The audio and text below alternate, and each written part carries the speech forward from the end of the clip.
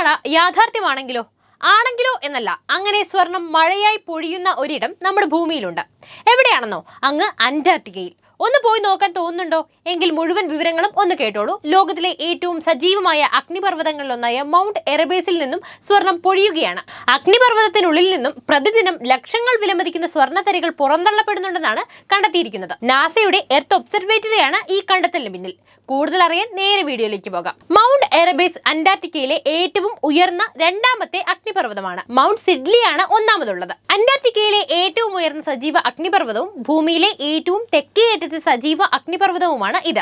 ഒരു ദ്വീപിലെ ഏറ്റവും ഉയരം കൂടിയ ആറാമത്തെ കൊടുമുടിയും വിൽസൺ പർവ്വതത്തിന് ശേഷം അന്റാർട്ടിക്കയിലെ ഏറ്റവും പ്രധാനപ്പെട്ട രണ്ടാമത്തെ പർവ്വതവുമാണ് ഇത്. എറബേസിന് ഏകദേശം 3794 മീറ്റർ ഉയരമുണ്ട്. റോസ് ഐലൻഡിലെ റോസ് ഡിപ്പെൻഡൻസിയിലാണ് ഇത് സ്ഥിതി ചെയ്യുന്നത്.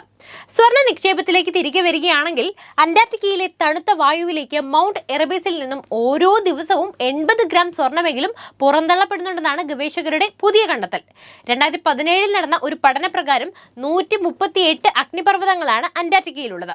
അവയിൽ സജീവമായ 9 അഗ്നിപർവ്വതങ്ങളിൽ ഏറ്റവും പ്രശസ്തമാണ് മൗണ്ട് എറബേസ്. പർവ്വതത്തിനുള്ളിൽ നിന്നും പ്രവഹിക്കുന്ന വാതക പോക്കറ്റുകൾക്കുള്ളിലാണ് സ്വർണ്ണത്തരികൾ അടങ്ങിയിരിക്കുന്നത്. ഇത്രയും ഉയരത്തിൽ സ്ഥിതി ചെയ്യുന്നത് കൊണ്ട് തന്നെ അഗ്നിപർവ്വതത്തിൽ നിന്നും മൈലുകൾ അകലെയുള്ള പ്രദേശങ്ങളിൽ വരെ ഈ തരികൾ വന്ന് പതിക്കുന്നുണ്ട്.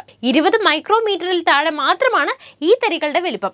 സ്വർണം പുറന്തള്ളുന്ന പ്രതിഭാസം കണ്ടെത്തിയതിനെ തുടർന്ന് നടത്തിയ പരിശോധനകളിൽ വായുപ്രവാഹത്തിന്റെ ശക്തിയിൽ 100 കണക്കിന് കിലോമീറ്ററുകൾ അകലെ വരെ ഇവ പതിക്കുന്നുണ്ടെന്നാണ് ശാസ്ത്രജ്ഞർ തിരിച്ചറിഞ്ഞിരിക്കുന്നത്. സ്വർണം പുറന്തള്ളുന്നതിന് പുറമെ മറ്റൊരു സവിശേഷത കൂടി മൗണ്ട് എറബേസിനുണ്ട്.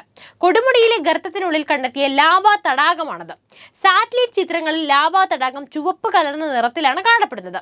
ആഗോളതലത്തിൽ ലാവാ തടാകമുള്ള ചുരുക്കം ചില അഗ്നിപർവ്വതങ്ങളിൽ ഒന്ന് മാത്രമാണ് മൗണ്ട് എറബേസ്. ഏതായാലും എറബേസിന്റെ ഈ സവിശേഷതകൾ കൊണ്ടെല്ലാം തന്നെ ഇതിനെക്കുറിച്ചുള്ള പഠനങ്ങൾ പിന്നണിയിൽ സജീവമാണ്. അത്തരത്തിൽ 2007 ഫീൽഡ് സീസണിൽ ഗവേഷകർ 3 മാസത്തിലധികം ഇവിടെ ചെലവഴിച്ചിരുന്നു. തുടർന്ന് എറബേസ് പർവ്വതത്തിന് ചുറ്റുമായിട്ട് ഒരു വിചിത്ര സാന്ദ്രമായ ഭൂകമ്പ മാപിരികൾ സ്ഥാപിച്ചു. അവർ അതിന്റെ ചുറ്റുമായി കുഴിച്ചിട്ട് സ്ഫോടക വസ്തുക്കളിൽ നിന്നുള്ള ചെറിയതും നിയന്ത്രിതവുമായ സ്ഫോടനങ്ങൾ സൃഷ്ടിക്കുന്ന ഊർജ്ജ തരംഗങ്ങൾ ശ്രദ്ധിക്കുകയും ചിതറിക്കിടക്കുന്ന ഭൂകമ്പങ്ങൾ രേഖപ്പെടുത്തുകയും ചെയ്തു.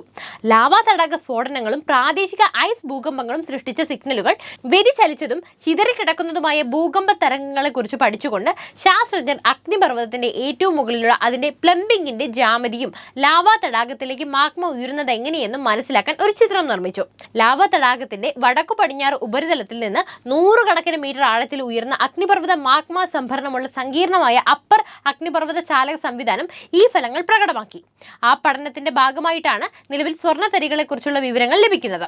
1841 captain sir James Clark Ross ആണ് ആദ്യമായി ഈ അഗ്നിപർവ്വതം കണ്ടെത്തിയത്.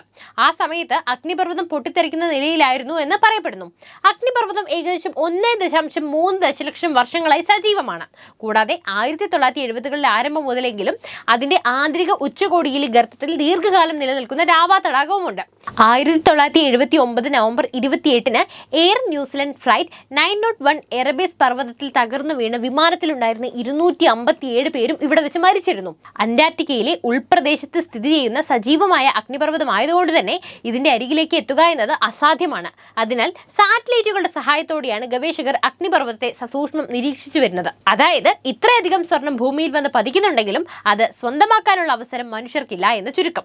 അപ്പോൾ എറബേസിനെ കുറിച്ചുള്ള വിവരങ്ങൾ ഇഷ്ടപ്പെട്ടോ? ഇത്തരത്തിൽ എത്രയെത്ര രഹസ്യങ്ങളായിരിക്കുമല്ലേ നമ്മുടെ പ്രകൃതിയിൽ ഒളിച്ചിരിക്കുക?